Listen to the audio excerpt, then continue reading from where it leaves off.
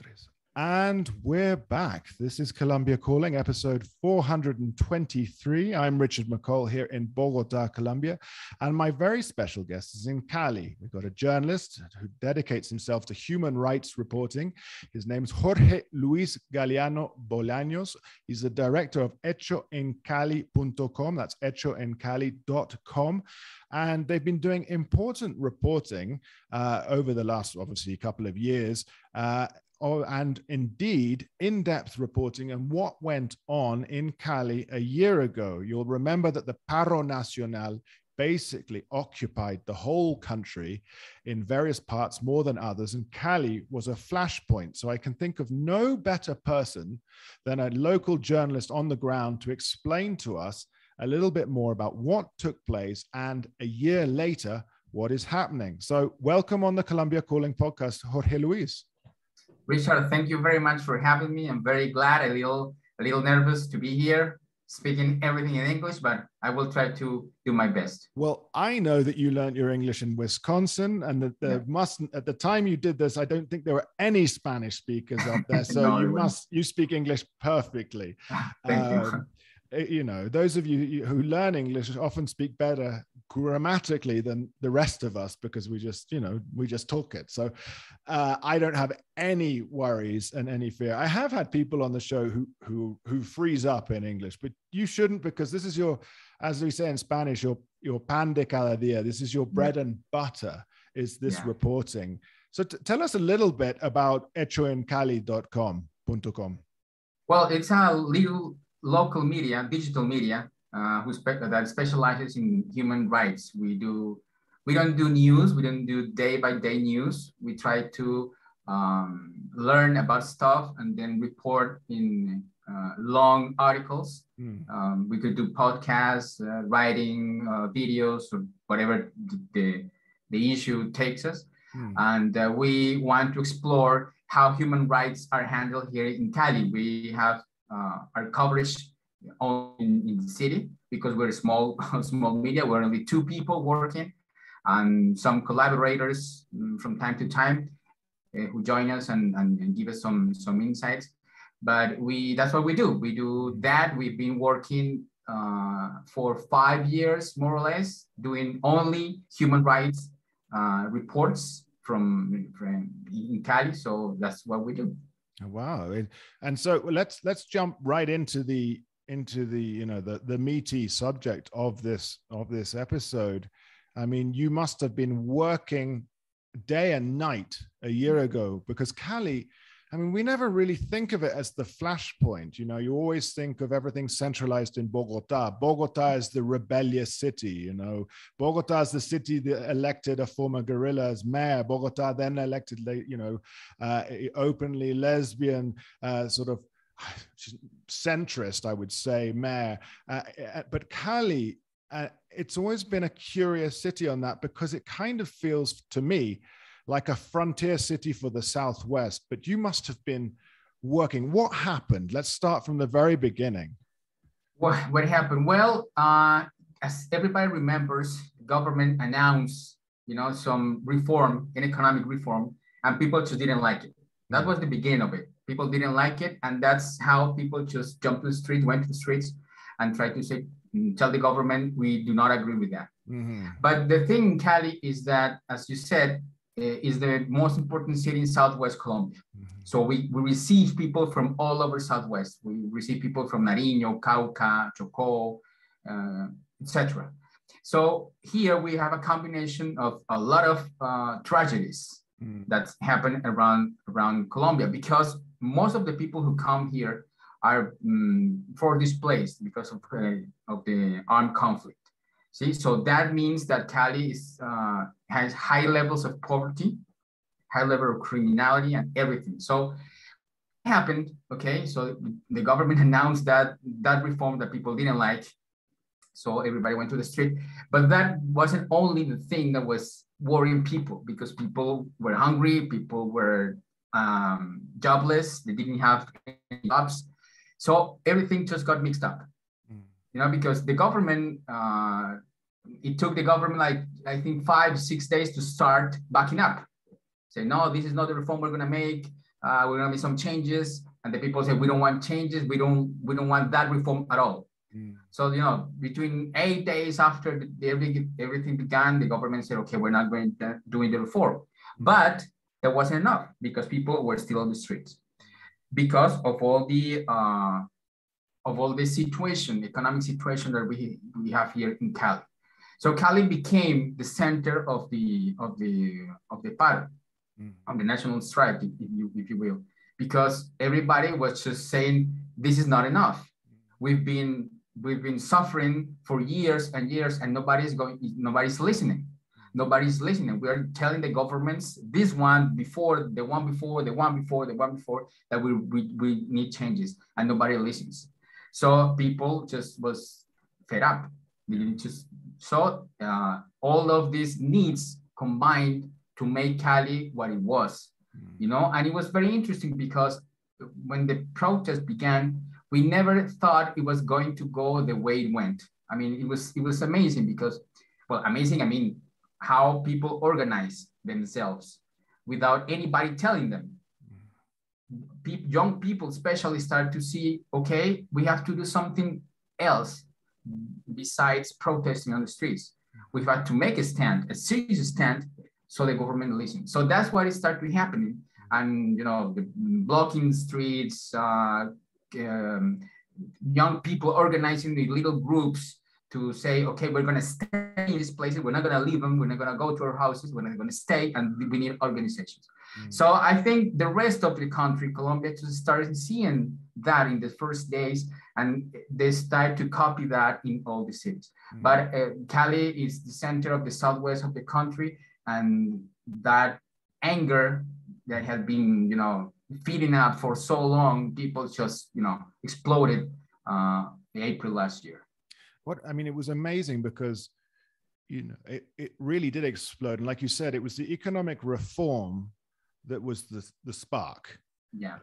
And nobody wanted that. And the government didn't get it. They didn't understand that this was going further, that the unrest, nationwide, maybe less in some places than others. And, places like Cartagena don't really ever demonstrate, or Barranquilla, but the sort of real economic motor like Cali, Bogota, and to some extent Medellin. The government didn't get it, that had they moved faster, they might have, let's say, placated a little bit, but they moved so slowly. And so that allowed everyone to get angry and say, well, what about the environment? What about the killings of the social and community leaders? What about the peace accords? What about I saw people, like 5 people protesting against shark fin hunting. Every single issue was being touched.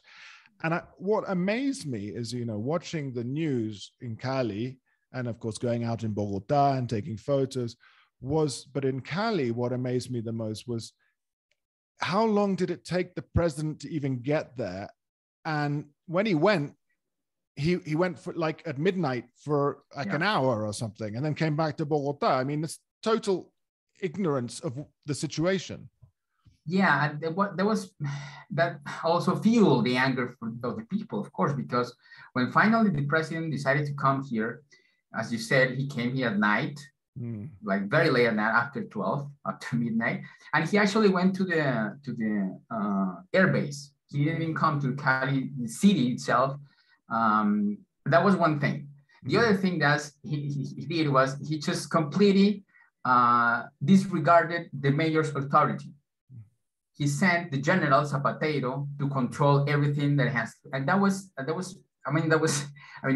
on top of everything that was happening, those decisions just gave the people the message that the president didn't care.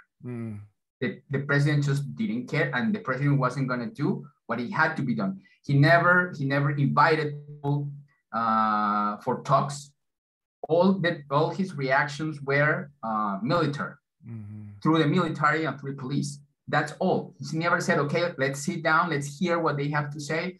Let's try to work things out. He never gave that chance. No. So he came the first time to the air base. Then he disregarded the mayors, Cali's mayor, and he sent Zapatero, general, the army commander, and who controlled all the operations here. But then he came a second time, and it was, I mean, it was worse, because when he came here, he came after this incident between the indigenous people and some inhabitants in the south of the city. He went to that neighborhood. He never went to talk to the indigenous as well as the other people. He just went to the other people, talked to them, and that was worse. I mean, people, hey, we are our citizens. You are the president of everybody. You're not just president from some people who keep voting for you. So I mean, it was no way. There was not one chance of negotiation. The government never gave that chance, and it was tragic, because that led to killing people. That led to hurting people bad, and like people losing eyes, getting hurt. I mean, it was bad. It was a big tragedy here in Cali, and not even that stopped the government of not reading right the situation. I mean, the government just thought that it was a matter of police. It was a matter of military control, and it was not. It was never about that. It was people yelling and telling, we have needs. We are hungry. We don't have jobs. We need other decisions. We need to talk to you. And the government never gave the chance to do that.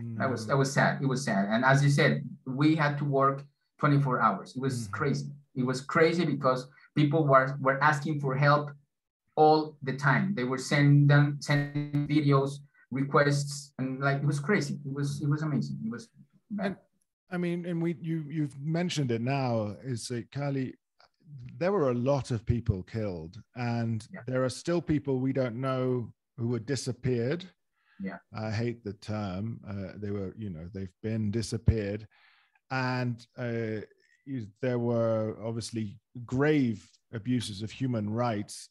Perhaps from your perspective, you could tell us some of the figures and some of what happened, because when, we were very disconnected up here. We're just getting, we can watch or we can read alternative media to get a more objective, let's say, look at what's going on. But the reality is everybody's watching the two main outlets, RCN and Caracol, and they are spinning one side of the narrative. The clips that we saw were like running gunfights, and tell us a bit about how it was to report and what it was, what was going on. It was crazy, Richard. It was bad, and it was sad because every night we receive videos of people running, yelling, just being shot. It was bad, and there were some specific days where were really, really bad. And to tell people and to tell you that last week, for example, one of the sectors that was very, very affected by the military operations was the neighborhood called Siloé. And the community and some organizations there decided to create a people's court to investigate and to try to find out the truth about those military operations that led to killing young people. In that sector in Siloé, for example, on May 3rd, people were just having a meeting on the street, remembering a kid that was killed the day before, Nicolás Guerrero. I think, he was very, very well known. And people in Siloé were just getting together, remember him, they were lighting some candles, everything was peaceful. And out of nowhere, the SMAT, which is, the police squad to attend strikes and everything, just went against them, just like that. And after that, the police, and after that, the army and a group of special operations, it's just like they were fighting like another army. It was crazy. And, young unarmed people facing a special operation team from police and the army. I mean, that's crazy. And that night, 3 young men were killed. One of them still hasn't been established the cause of death after 1 year. I mean, it was crazy. So, I mean, and every night we had to receive and report that. And as you said, the majority of the reports were not made by the media, the people themselves. They took their phones and started, recording or broadcasting live what was happening. And what we had to do was to tell them to every time they are broadcasting live, tell the date, the place, and the time. So we can somehow say it is happening, it is reliable. No, because the other thing was how many information we received that was not reliable. And that was the other great challenge we had to filter every information. But, you know, yeah. Well, that's the key thing, isn't it? Because the first thing that anyone will say is that it's fake and it came from another time. To make it verifiable was probably your hardest job. Yeah, exactly. And as I said, we are a small media. We don't have neither the technology nor the people to filter all the information we were receiving. I had to ask help many times to bigger media. There is a media here in Colombia, Colombia Check, that specializes in checking information. So I had to send them a whole lot of videos. Like, people are saying this, please help me. I have no idea how to do this. And it was crazy. But going back to the question you asked, so May 3rd happened there in Siloé, and a year after, their families are still asking for justice. Justice in Colombia is not working. Justice is just, you know, stop. They're taking these cases so slowly that people are frustrated. So that's why they created this people's court to find out the truth. You know, this court it's not gonna give jail to the guilty people, of course, but it's gonna help to find the truth. Another day there was terrible here in Cali, and also in Siloé, was May 28th. And it was particularly sad because one kid was killed in a fire on a store.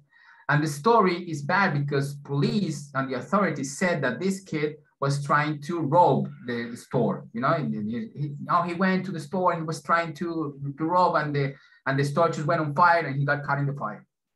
And the family is saying that it's not true, because the family has videos, has a lot of testimonies that say that the kid was outside and he was shot, killed, and then dragged into the store. And, you know, and that family is trying to say, we are going to find out the truth. And I can tell you how stories like that, because in the 20 and some blocking sites that people created, there were young people dying. Young people dying every time. Do you think it was let's say, an order from the top down, just regain authority by whatever means? Or do you feel that just some, let's say, I don't know, battalions of police or riot police or the military just took the law into their own hands? I mean, how do you feel that it panned out?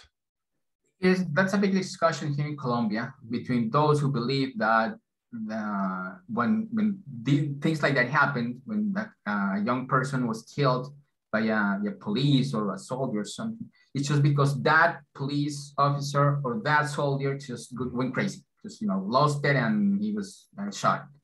The popular rotten apple. Yeah, it's not the institution. Una manzana podrida. Yeah. Exactly.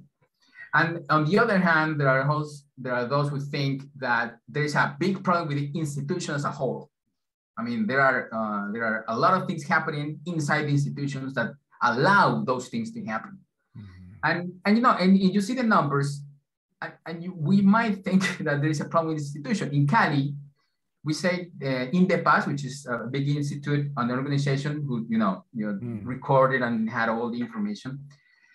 According to them, in Cali, there were 25 people killed. And we don't know if those dates, I mean, probably that data is not the whole information. There are a lot of people who did not want their cases to be known because they were afraid. You know, they were threatened, so they did not tell anything. But let's say 25 in Cali. Those 25 in the past says that were killed by police officers or soldiers, because in total they have 42 people killed during this, but 25 were killed. So I know, I mean, it's hard for me to believe that if you have 25 people killed by an institution, the problem is just people. No, the problem is the institution. I think there is a big problem with how they handle the situation. If you think about how General Zapatero announced the operation, he never announced the operation as a regain order. He announced the operation as a military operation. Okay, so that gave all his men the how do you say that? Like the free pass to do whatever they wanted. Yeah. And that's dangerous. And that's why people don't see that. When a general says we're going to regain order and they display, I don't know, thousands of military heavily armed against civilians, I mean, what can you expect to happen? Yeah. So it's crazy. So I think there is a problem with the institutions. I think they have to change them. I would say something, and we've said it a lot of times on this podcast before, but the need to separate and to extract the police force from the Ministry of Defense. You know, it needs to be a more socially aware force. Therefore, it's not.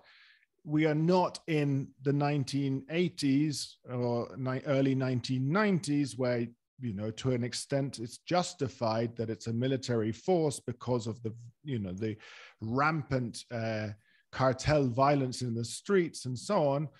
But we've moved beyond that now, and the things need to change. But I don't know. You talked about the families perhaps not coming forward because they're afraid of when they receive threats and retribution and everything.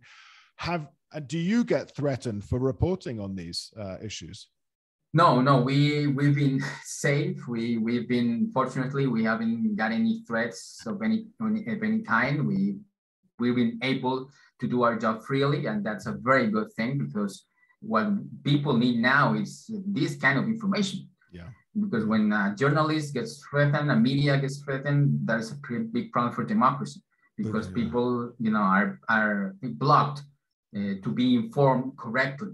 So they don't have as many choices to understand a so complicated issue such as the national strike, because the national strike has a lot of things to understand, not only what happened on the streets, but what happens next, what is going on now, which is a consequence of the strike. So no, fortunately, we've been doing our freely, and no problem so far. I'm glad to hear it. I want to go into the strikes from a year ago, because Cali obviously gained a reputation, and now I understand from people I know in Cali. How long did the Paro Nacional last in Cali? How many days did it last? I don't exactly know the number, but it went from April 28th, which is the first day, and it went all the way to the end of July, something like that. It was, I think, the day, or probably the day where the last block inside was just. I mean, it was a tiny one, right to the end, at the university or something, was it? Somewhere around there. Yeah. Now, because my curiosity is that I understand, and this is again what I've been told, is that it moved from being, let's say, a Paro Nacional to demand improvements and demand that the government acknowledge the difficulties, but then it evolved into something else. That maybe, would you say, organized crime got involved later on? Because I know that Siloé, as you've suggested, I mean, it is a very, what do we call it? They're not comunas in Cali. What are they called? The comuna. It's a comuna. It's a humble barrio. It's a very working class barrio. Yeah. And it seemed that the Paro was then taken over by criminal elements. At least that's what I've been told. What do you think? Yeah, I mean, there are a lot of rumors and a lot of people who belong to the Primera Línea, who later said that, they were infiltrated by some people belong to criminal organizations that wanted to, exploit the disorder. They wanted to exploit the chance to recruit some of the young men to take over some territory. So taking advantage of what was going on. And that is true. And there are videos and there are testimonies who can confirm that. So that was part of the problem. And the problem was that gave the government excuse to keep doing what it was doing. People were trying to say, look, 90-something% of the was peaceful. That's what the information is, 90-something%. The other was just what we saw in the media and all the chaos.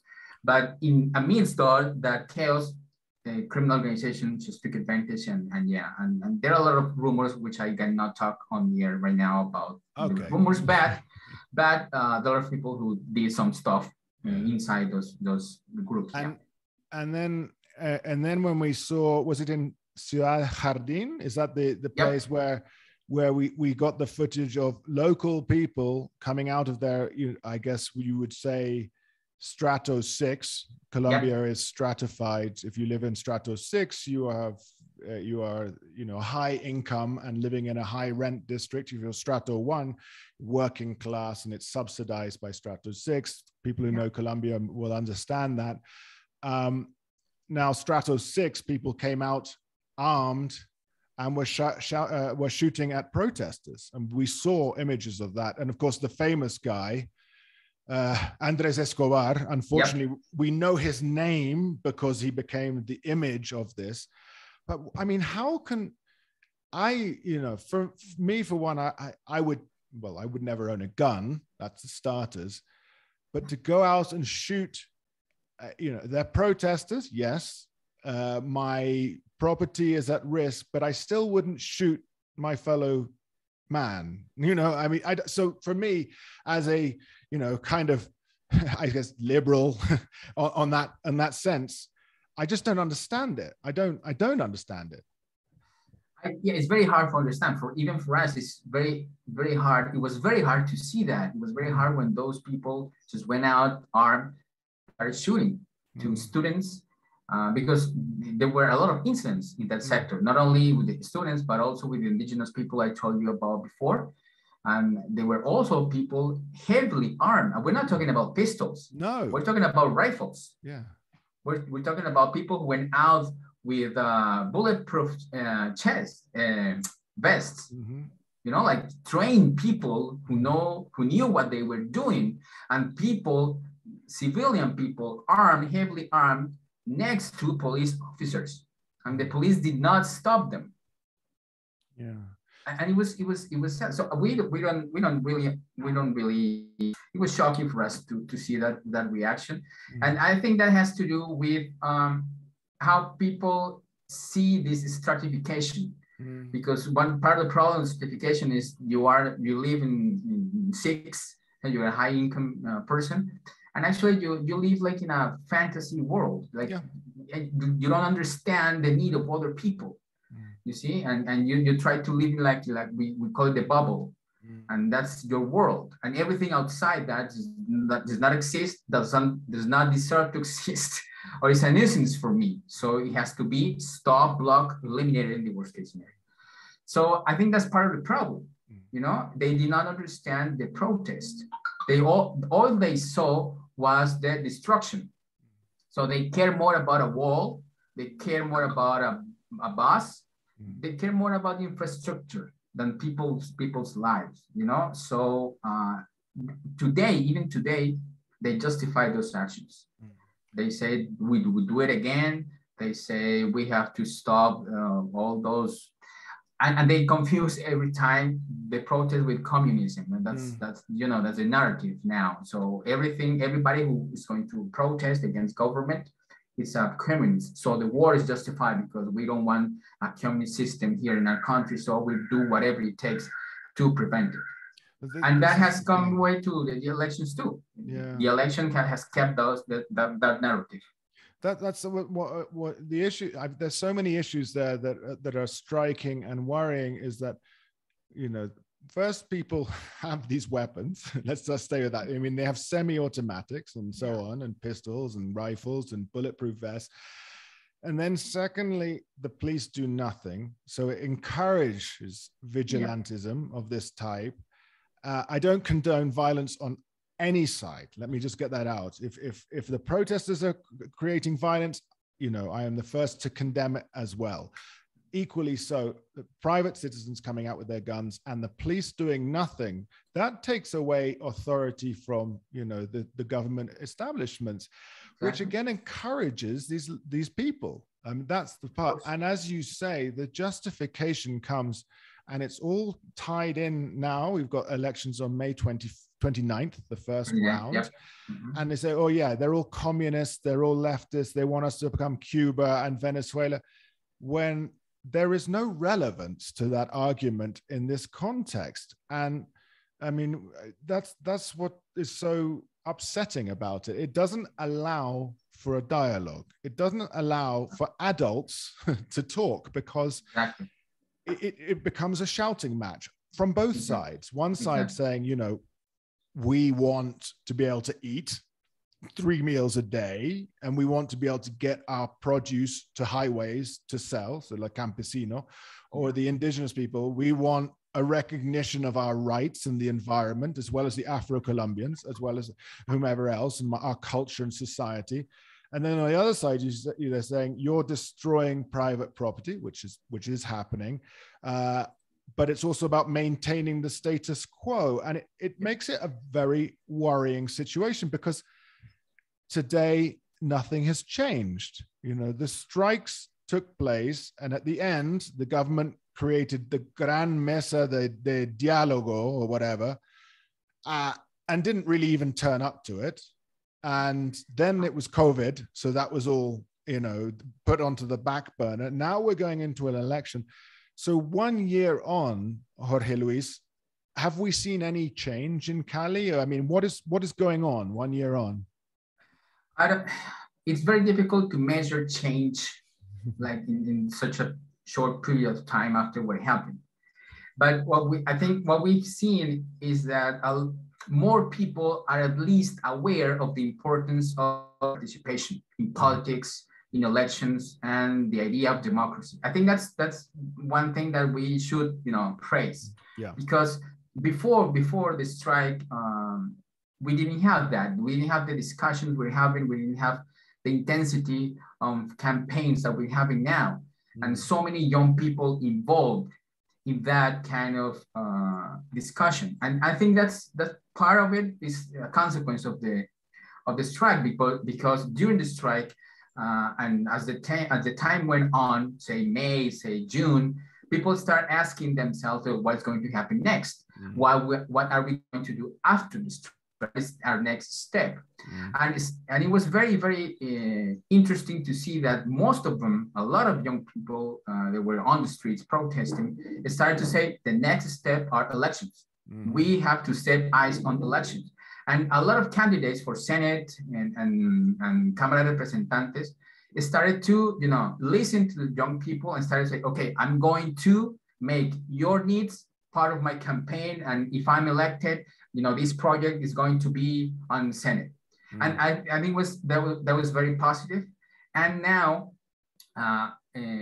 inside most of those people who protested, they organized and became part of some candidates. I don't know if I can name names here. Sure. For example, for Petro, there are a lot of committees that in cities like Cali are formed, and many of those are formed by people who protested. So because they say, okay, what we have to do next is this election. So I think that's a good thing after strike. You know, it's the awareness of the importance of participation in politics. At least voting, that's like the first step, but at least voting is key.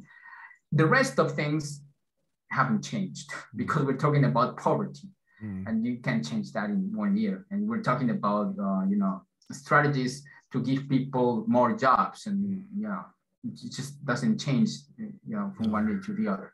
But I think we're walking to that. I think among the difficulties, because after the strike, a lot of people were arrested, they're still being arrested, accused. Like a month ago, a lot of people were taken to jail because of what they supposedly did on the strike. So yeah, actually on April 28th, a lot of people were, you know, celebrating, you know, 1 year, and they were arrested. And they were taken to jails, and they were in process. There are a lot of in Silhouette people saying there are still killed, there are still people disappearing. So, you know, things do not change that big, but I think our political awareness is good. Yeah, I mean, because there's been traditionally quite a low, I mean, and quite a high abstention rate in Colombian politics. So, I mean, from your vantage point, you really, I feel, having been out on the streets and so on, that the young people are going to vote this time. How do you feel? Look, on March, we had the first elections for Senate, and people didn't vote as much as we thought they were going to do. They were going to vote. So that kind of disappointed me a little bit, but I think these presidential elections are different and people read them differently. So I think we have a chance that young people this time on May, they are going to vote because I think they see the figure of president as a figure that can do more than a figure of a senator. And I think that confusion, which is not confusion, it's not good, but at least it starts to allow them to ask themselves questions about politics. So, okay, this guy, I should vote because, my vote is going to help him go there and do what he promised to do. So I think I have hopes that these elections are going to be, people are going to vote more. That's what I mean. So I hope that young people, as I've seen on social media, as I've seen on the streets during the campaign after the strike, as many people as they participate in those moments are going to vote, are going to go to vote and choose whatever they think is better for the country. Yeah, I mean, I say to anyone, I can't vote. Obviously, I'm not a Colombian citizen, but I always say, honestly, I really don't mind who you vote for because that's your right. Just vote. Let's see the weight of people voting. And it is a concern to me that the Senate and House of Representatives, the Congress, wasn't as high because people here tend to believe that the president is all powerful, but without a backing of a majority in Congress, he's not going to be. And that was a concern when you come out. It said, let's take the hypothetical that Gustavo Petro, the leftist candidate leading the polls at the moment, as we record this on the 9th of May, he gets in. It's going to be incredibly fragmented Congress and Senate. He'll have to make, coalitions and alliances, something that he's not good at all. He's not he has proven that he's not smart. We know this. There's no compromise. And so, and yet the narrative that the president is all powerful is still maintained by the current president.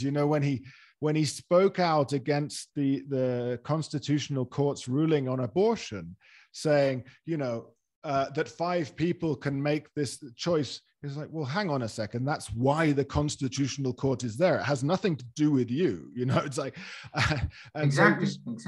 You sort of worry about this feeling. And it's an oversimplification of the process the court takes to make the decision. It's gone through years to get to that point. It's not the president then saying, But again, that's appealing to his base. That's appealing to his thing, and it's also a play in the elections. No, we know that he can't run again. For those of you outside of Colombia, but it's appealing for that side of things. I'm curious. There was one thing I forgot it, but we go back to the demonstrations in Cali, the Paro Nacional.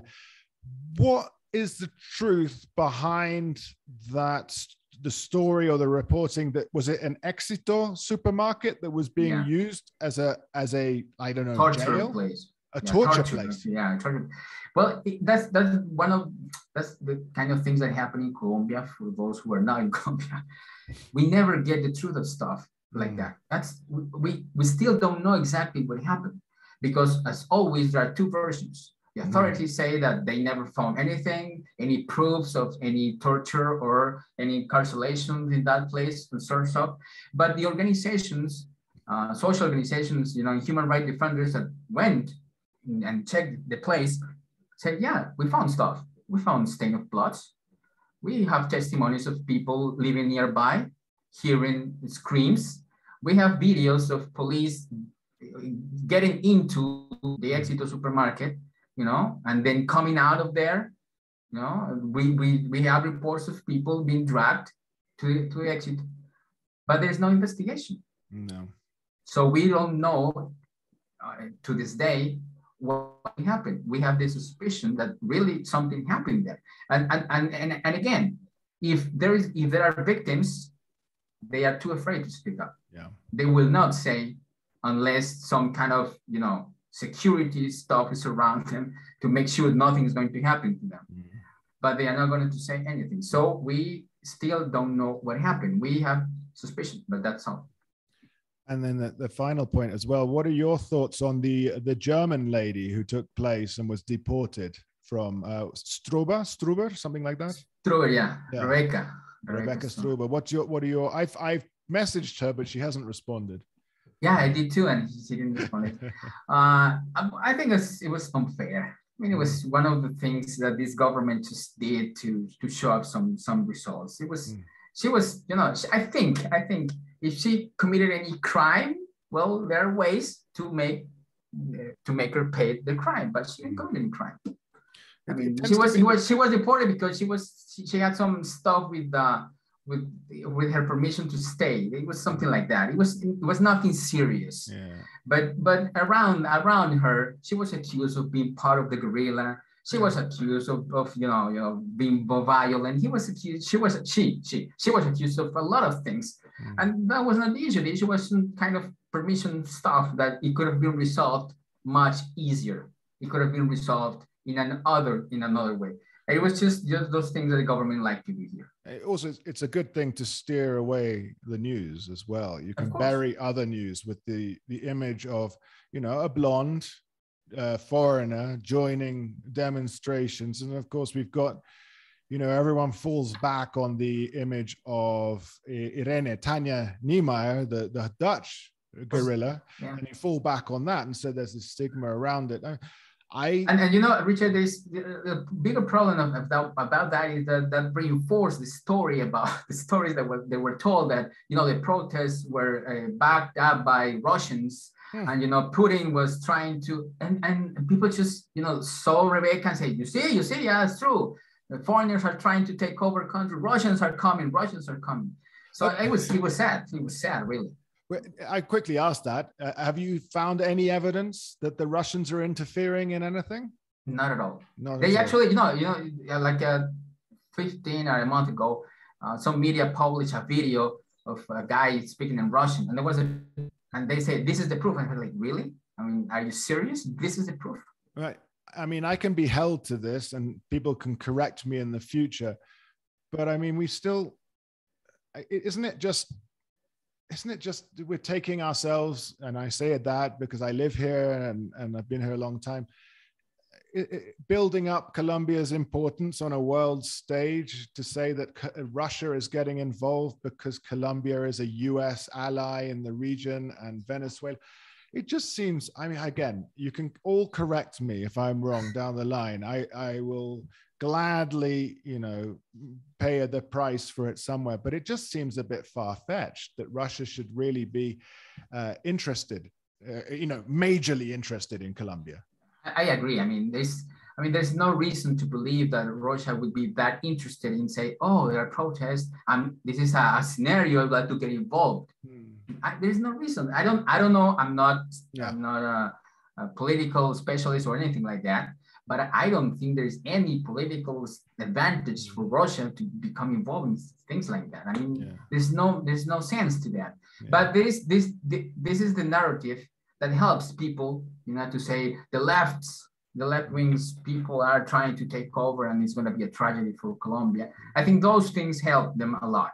Even politics, the high profile politics in Colombia backed up that story and say, yeah, the Russians are coming. I think actually it was a candidate, he's not a candidate anymore, Oscar Iván Zuluaga, who publicly said that. He said, the Russians, if Petro is president, the Russians will take over. And people say, oh, you see, Oscar Iván says that, so it must be true. Oscar Iván went to the same university as me in England. And this is a side story. Once they got in touch with me, the university, through the alumni network, and said, oh, but we know that there's this, very high powered politician. Perhaps we can use him, to help build up the reputation of the university to get more Colombian students. And I was like, no. Not him, please, not him. But on another note, so we've just come out of 4 days of Paro Nacional, which basically armed blockades by the AGC, so the Autodefensas Gaitanistas de Colombia, or the Clan del Golfo, which is an evolution of the Urabeños, which is an evolution of the other paramilitary groups. You can just chart it back. It essentially froze northern Colombia and most of Antioquia, aside from Medellin. So we're looking at Antioquia, Cordoba, Sucre, parts of Magdalena, Bolivar, I'm sure Atlántico as well, Cesar. I mean, this is a huge swathe of Colombia, and this is a narco trafficking group, really. Although it is political, because of course it stops commerce and it stops life, so there's a political element. I'm not saying that they're political in the way that the guerrilla originally was, but I'm saying political because of the way it affects society. In Cali, was there any reaction? Was there any? Was it tense at all? Whether was the paro evident? No, because the group that led the paro, do not operate in this area, so there was no worry about the constant worry here is what happens in Cauca, which has other groups, disidencias, LN operating, and that's the groups. But regarding to that, in the north, no, there was no consequence, no, not at all. The only thing, it's that we worry about the reaction of the government, which we saw different from the reaction it had during the Paro Nacional last year. We said, okay, you show your force last year in Colombia, in Cali, you showed the whole force. Why didn't you show force there? What happened? And that starts to create doubts about, okay, what's going on? What's going on? You have a clearly illegal group, armed group, doing that, and your reaction is just do nothing. I mean, what's going on? There was almost beyond like major parts of highways. There was nothing, but in huge stretches. Yes, Colombia is really big. You can't police the whole country, but where they are, where the AGC is more powerful, where they're going to be, it's this question. It keeps raising more questions. Now, finally here, and I won't take up more of your time, what concerns me for you is that local journalists are more at risk for reporting. So please, Jorge Luis, look after yourself, look after your team, because it's always the local journalists on the ground. It's not the foreign journalists, because we get a special sort of dispensation for being international. It's you guys down there on the ground. So please be careful. That's what I'm asking you here as we end this podcast. Richard, thank you very much. And I will, and I always tell my team, there's no story worth your life. So whatever, anything that you see as risky, just drop it. We have all these protocol we can attend if necessary. So far it hasn't been. So gladly we've been doing our job freely. Excellent. Now everyone, thank you, and I know you'll have enjoyed this. We've been talking to Jorge Luis Galeano Bolaños. He's in Cali, originally from Pasto, but he's in Cali there. And of course, check out his website, hechoencali.com.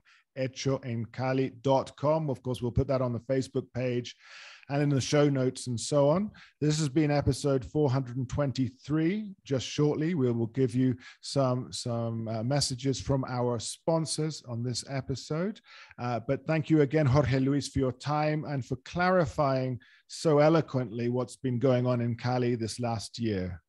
Oh, Richard, thank you very much for having me. Really, really hope I can give you a hint to understand this chaotic situation, because it's not easy to understand.